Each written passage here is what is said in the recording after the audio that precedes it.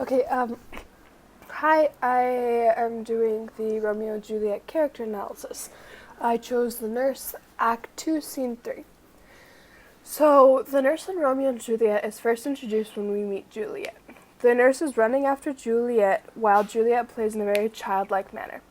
As the book goes on, we learn more and more about the nurse's character. So, we see that years ago she lost her own son, and I believe her husband either died because of the plague or divorced her as well. And she has taken a maternal relationship over Juliet and with Juliet. So towards the end of the book, we see chemistry and possibly a romance between herself and the Friar Lawrence. So she's a very interesting, unique character.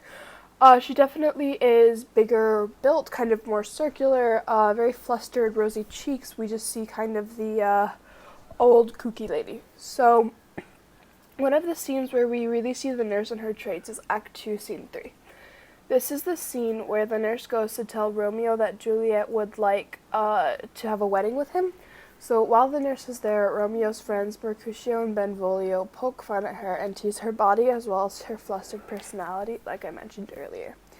This scene is important for the nurse's development because we can see what she is like outside of the development and outside of the family and how she interacts with other people. So there's also, the scene provides a bit of comic relief as well as pushing the plot along to the next scene.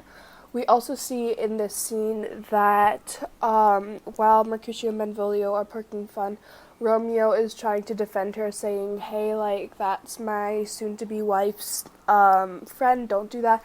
And we can kind of see the bond between Romeo and Juliet as well.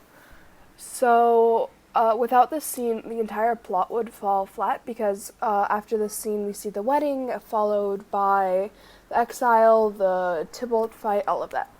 So when Juliet takes a sleeping potion and is presumed dead, we see how the nurse cared for Juliet and her overall grief.